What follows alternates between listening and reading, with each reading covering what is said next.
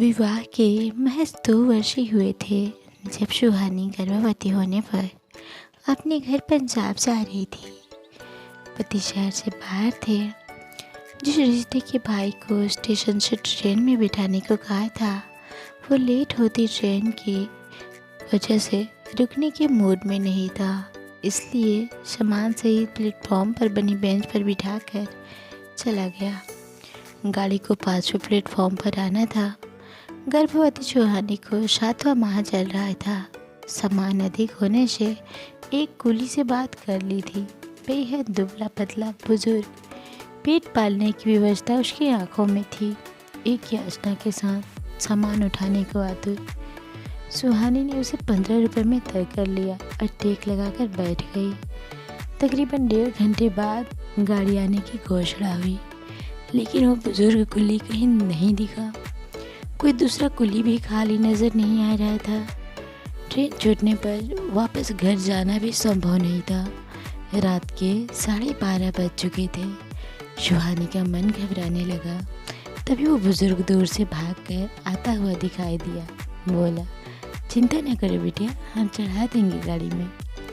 भागने से उसकी सांस फूल रही थी। उसने लपक कर सामान उठाया और आने का इशारा किया।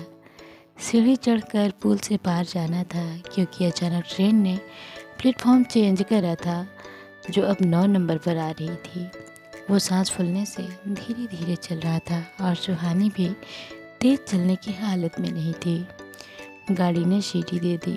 भागकर अपना स्लीपर कोच का डब्बा ढूंढा। डब्बा प्लेटफॉर्म खत्म होने के बाद इंजन के पास था।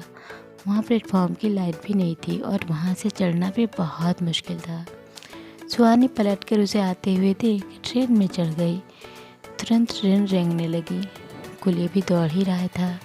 हिम्मत करके उसने एक एक सामान रेलगाड़ी के पायदान के पास रख दिया। अब आगे बिल्कुल अंधेरा था। जब तक सुहानी ने हड़बड़ाए कांपते हाथों से 10 का और एक 5 का नोट निकाला, तब तक कुली की हथेली दूर हो चुकी थी। उसकी दौड़ने की रफ्तार तेज हुई, मगर साथ ही ट्रेन का रफ्तार भी। वो बेबसी से उसकी दूर होती खाली हथेली देखती रही और फिर उसका हाथ जोड़ना, नमस्ते और आशीर्वाद की मुद्रा में उसकी गरीबी, उसका पेट, उसका मेहनत, उसका सहयोग सब एक साथ सुहानी की आंखों में कौंध गए। उस घटना के बाद सुहानी डिलीवरी के बाद दोबारा स्टेशन पर उस बुजुर्ग कुली को खोजती रही, मगर वो कभी दोबारा नहीं मिला। आज वो जगह जगह दान आदि करती है, मगर आज तक कोई भी दान वो कर्जा नहीं उतार पाया जो उस रात उस बुजुर्ग की कर्मठ हथेली ने किया था। वैसे सच ही तो है, कुछ कर्ज कभी नहीं उतारे जा सकते।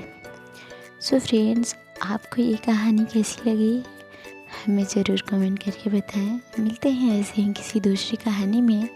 तब तक के लिए नमस्कार, प्रणाम। अपना ख्याल रखें, अपनों का ख्याल रखें। Bye bye.